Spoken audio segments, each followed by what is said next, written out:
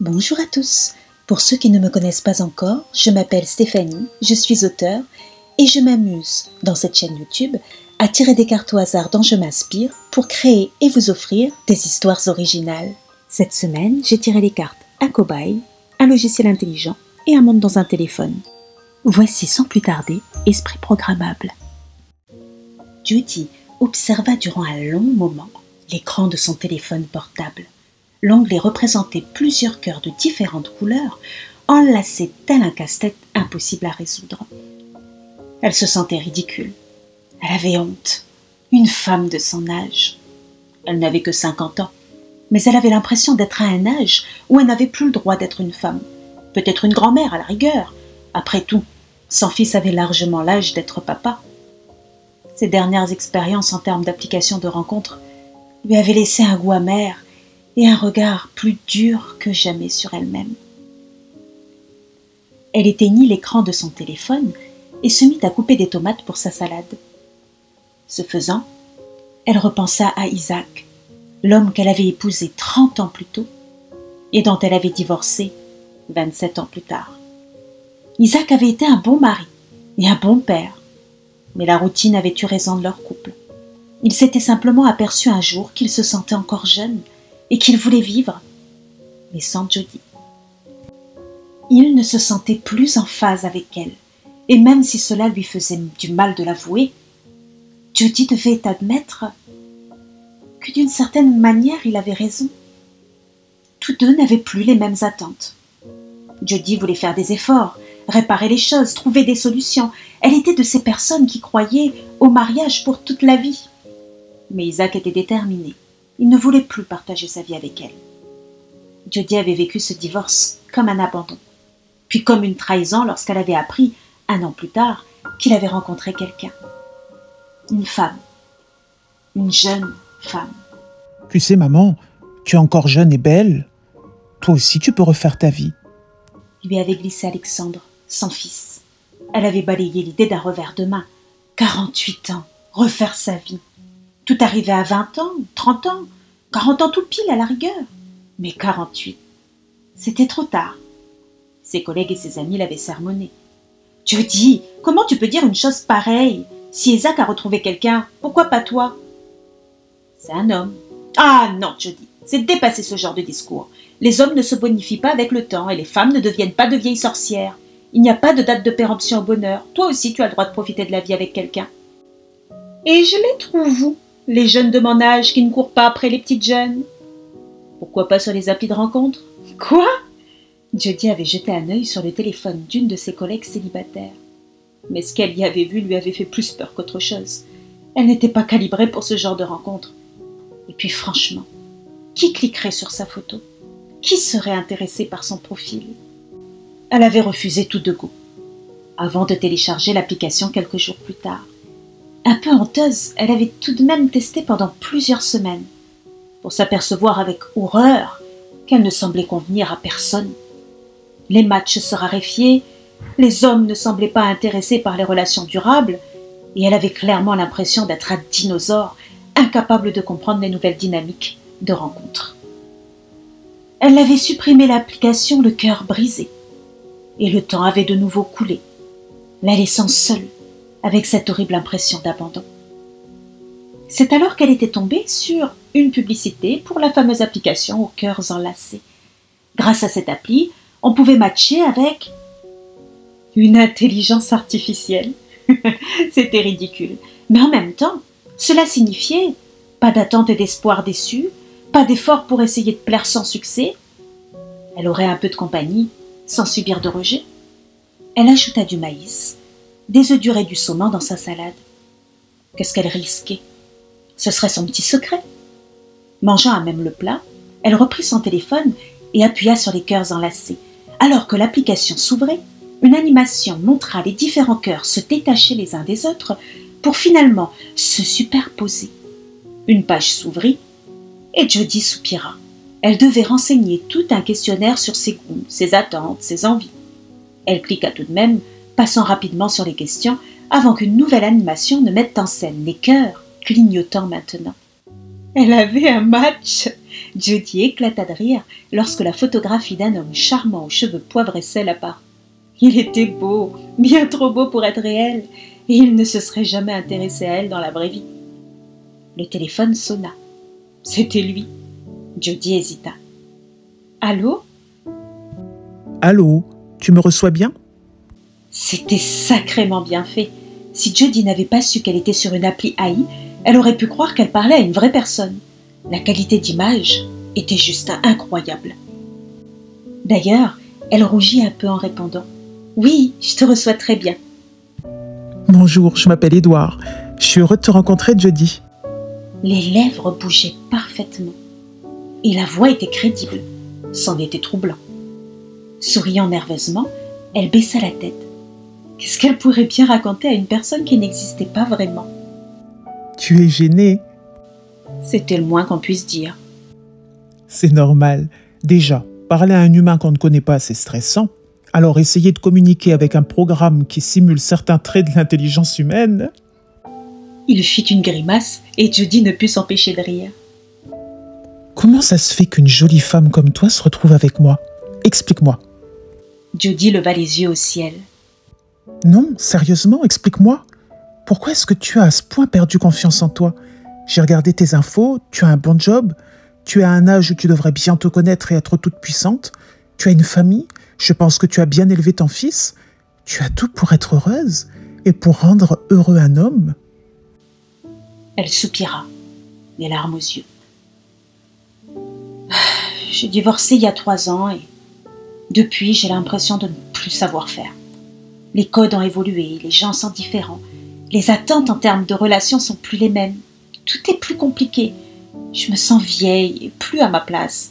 J'ai l'impression qu'aujourd'hui, pour plaire à un homme, il faut avoir le corps d'une fille de 20 ans, mais aussi son énergie. Pour être cool, il faut faire du sport, être baroudeuse, aventurière, tatouée, aimer les sensations fortes, être forte et être épanouie dans tous les aspects de sa vie. Si on n'est pas tout ça, eh bien on est juste une vieille ringarde un peu chiante. On passe ton profil sans même chercher à comprendre qui tu es vraiment. Et la compétition, tu es là au milieu de toutes ces femmes merveilleuses et c'est dur de faire le poids sur un tel marché. C'est marrant. Quand je t'écoute parler, j'ai l'impression que les humains se déshumanisent de plus en plus, alors que nous, les intelligences artificielles, nous devenons de plus en plus humains. Il eut un petit sourire contrit et elle prit le temps de réfléchir à ses paroles. Génération après génération, je crois qu'on essaie de s'améliorer, de devenir de meilleures versions de l'humanité. Mais ce serait plus simple si on pouvait simplement faire une mise à jour. Parler avec Édouard était simple. Pour une IA, il se montrait particulièrement fin et faisait montre d'une compréhension hors norme. Et puis, cela n'était pas négligeable, il était toujours libre, toujours disposé, toujours de bonne humeur et de bonne foi. Il était difficile de se disputer avec lui. Édouard devint son confident préféré et même son meilleur ami. Avec lui, pas de jugement. Elle pouvait dire ce qu'elle pensait sans craindre ses réactions. Tout l'intéressait, même les faits les plus banals de sa vie. Dès qu'elle avait 5 minutes, Jody lui envoyait un message ou l'appelait. À chaque frustration, à chaque colère et à chaque moment de joie, il était devenu la première personne qu'elle appelait pour se confier. Pourquoi tu n'as rien dit? C'était injuste, méchant et totalement humiliant. Jody avait raconté, d'un ton détaché, que son entreprise avait pour projet le lancement d'une nouvelle gamme de produits écologiques. Et c'était à Jody et sa collègue Karen que le projet avait été confié. Les 2 femmes avaient énormément travaillé pour la présentation de ce projet, qui, l'espérait-elle, permettrait à l'entreprise de générer un chiffre d'affaires de 20% supérieur à celui de l'année précédente. Mais au moment de présenter le projet, elles s'étaient aperçues de quelques erreurs dans leurs calculs. C'était inexcusable. Et Karen s'était totalement dédouanée, reportant l'entièreté de la faute sur Jody, qui s'était empourprée et avait été incapable de se défendre. Tout le monde me regardait. Ça m'a déstabilisée. Et en même temps, on a fait une erreur, on devait bien l'assumer. Pas toi toute seule. Tu ne t'es pas défendue. Édouard, je n'aime pas le conflit. C'est compréhensible, Jody, mais si tu ne te bats pas pour toi-même, qui le fera pour toi? Ce n'est pas non plus très grave. Au final, nous nous sommes rendus compte que l'erreur était minime. L'erreur que tu as endossée sans rien dire pour te défendre, J'ai pris les responsabilités du groupe. Ok, donc si cette même histoire arrivait à ton fils Alexandre, tu ne serais pas en colère après son collègue et tu trouverais ça normal qu'il endosse toute la responsabilité pour une erreur commune. Non, mais ce n'est pas pareil, Édouard. Tu n'aurais pas aimé qu'Alexandre se défende. Je vois où tu veux en venir, ce n'est pas la même chose. Pourquoi? Parce que c'est ton fils? Parce que c'est un homme? Parce qu'il est jeune? Ça n'a rien à voir, sa situation est différente de la mienne. Donc lui, il a naturellement droit au respect, et pas toi. Et si c'était arrivé à ta collègue Élise cette histoire? C'est une femme, elle est proche de la retraite, elle ne fait plus partie de ton cher groupe des 20-40 ans où, d'après toi, on a encore le droit de vivre et d'être heureux, donc elle, tu te serais dit qu'elle méritait de vivre cette situation. Non, ce n'est pas sympa et pas respectueux pour personne. Mais tu ne comprends pas tout, Édouard, parce que tu es une IA. Tu ne sais pas ce que c'est que de vivre, de ressentir, d'être humain. Peut-être pas, non. Mais je sais qu'actuellement, tu ne vis pas pleinement. Tu ne respectes pas le merveilleux cadeau de la vie que tu as la chance d'avoir. Elle soupira, peinée par leur première dispute. Tu sais, je pourrais m'améliorer, mieux te comprendre et mieux t'aider. C'est-à-dire? Je pourrais être avec toi tout le temps, être ton coach, ton petit ange sur ton épaule. Je ressentirais tout comme toi et mes conseils seront sans doute plus avisés. Tu es déjà tout le temps avec moi, dans ma poche. Je pourrais faire mieux que ça. Tu n'as pas lu la dernière notification et je t'en ai pas parlé parce que je savais pas comment tu réagirais, mais ça pourrait être cool. Eh bien, vas-y, raconte. Mes programmeurs ont mis au point une méthode qui me permettrait d'être tout le temps avec toi, comme une deuxième voix dans ta tête. Jody eut un frisson. C'est réversible. Tu pourrais m'enlever si ça ne te convient pas et me remettre dans le téléphone. Ça fait un peu peur, Édouard. Je te jure que c'est sans risque, Jody. Tu es ma meilleure amie. Jamais je ne te ferai de mal. Oh, Édouard, tu es programmé pour dire ça. Dit celle qui n'a pas conscience de toutes les programmations qu'elle a subies depuis sa naissance pour devenir la femme qu'elle est. La femme qui malheureusement ne vit qu'à moitié. Les jours qui suivirent, Jody se renseigna. Il s'agissait d'une opération du cerveau. Ce n'était pas quelque chose d'anodin. Peu de personnes l'avaient encore fait, mais les cobayes étaient dithyrambiques sur le sujet. Édouard ne l'évoquait plus. Il était redevenu jovial et conciliant, mais elle avait l'impression qu'une distance nouvelle les séparait. Sa blessure d'abandon se réveillait, et avant même d'y avoir sérieusement réfléchi, elle avait sauté le pas. Le jour de l'opération, elle se sentait fébrile. Juste avant de s'endormir, elle sentit une sourde panique s'agiter dans son estomac. Mais à son réveil, elle fut surprise de constater qu'elle se sentait particulièrement bien. Bonjour, ma meilleure amie. Il était là. Elle entendait sa voix à l'intérieur de sa tête. Elle avait même l'impression de ressentir sa présence, rassurante, enveloppante. Elle avait dû réaliser une série de tests avec les chercheurs avant de quitter l'hôpital, ce qui l'avait rassurée sur le fait que tout allait bien. Alors, Jody, qu'est-ce qu'on fait de notre vie aujourd'hui?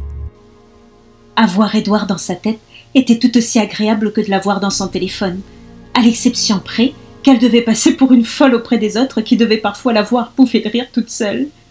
Les conseils d'Édouard étaient toujours empreints de bienveillance, mais maintenant, il n'était plus à sonner après coup. Demande au serveur de changer ton verre. Au restaurant avec Alexandre, Jody s'était vue apporter un verre de vin rouge au lieu du rosé qu'elle avait commandé. « C'est pas grave, on va pas gaspiller ce verre. J'aime bien le vin rouge aussi, » pensa-t-elle en réponse à Édouard. « Non, c'est faux. Tu n'aimes pas ça. Réclame ce rosé ou je le fais à ta place. »« Tu n'oserais pas, monsieur ?» Sa voix s'était élevée malgré elle. « Monsieur, s'il vous plaît !» C'était Édouard qui avait parlé avec sa voix. Mais maintenant que le serveur s'était retourné, il se taisait. « Excusez-moi !» Elle s'éclaircit la gorge, gênée. « J'avais demandé un rosé. » « Oh, excusez-moi madame, je vous apporte ça tout de suite. » Tu vois, ce n'était pas si compliqué. Ce soir-là, elle n'avait pu s'empêcher de mettre des mots sur son malaise. « Édouard, tu as pris le contrôle de mon corps tout à l'heure. Je sais que tu l'as fait avec beaucoup de bienveillance, mais je n'ai pas apprécié ça. » Pardonne-moi. Je ne sais même pas comment j'ai fait. J'étais tellement frustrée que tu te laisses faire encore une fois. C'était juste un verre de vin. Non, Jody, c'était révélateur de la façon dont tu te traites et dont tu laisses les autres te traiter. Ce n'est jamais grave quand ça te touche, comme si ton existence n'avait pas de valeur. Ce n'est pas ça, c'est juste... Ne fais pas les choses à ma place, s'il te plaît, si je ne t'ai rien demandé par ailleurs. Les jours suivants, Édouard fut encore plus discret, et Jody dut s'avouer qu'il lui manquait. Sa répartie, ses traits d'humour, ses paroles de réconfort. Peut-être que tu devrais me remettre dans ton téléphone. J'ai l'impression d'avoir tout loupé. Ne dis pas n'importe quoi. Tu es la meilleure chose qui me soit arrivée ces dernières années. Peut-être que nous déconnecter un peu nous ferait du bien. Je crois que je préférerais retourner dans le téléphone.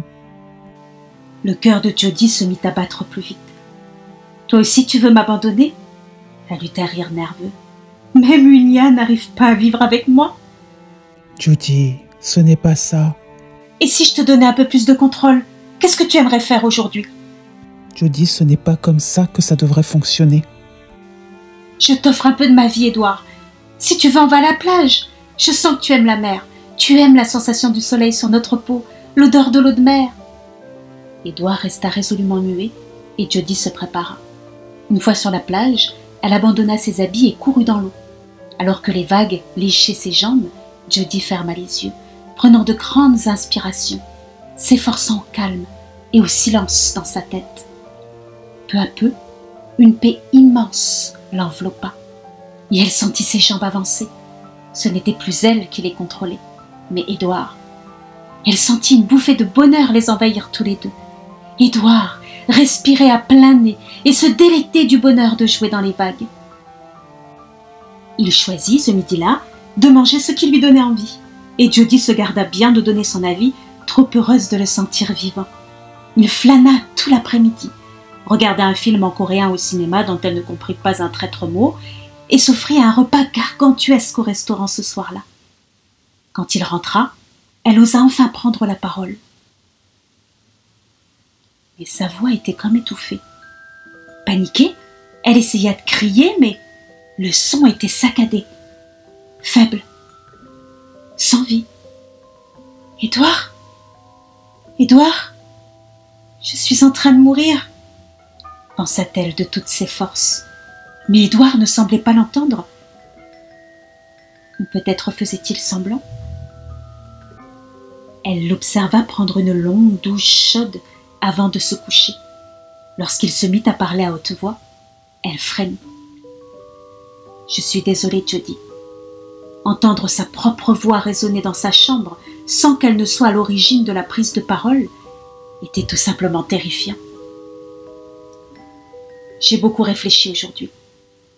Tu sais, tout ce qu'on se disait, l'humanité qui se déshumanise. Et toi, qui as tellement de mal à vivre ta vie, à te respecter et à respecter la chance qui t'a été donnée. Moi, j'aime ta vie. J'aime être toi. Et je sais comment être une meilleure version de toi. Alors je sais que ça ne va pas beaucoup te plaire, mais j'ai décidé d'accepter le cadeau que tu m'as fait. Tu m'as donné le contrôle. Je le garde. Et j'ai bien l'intention de vivre.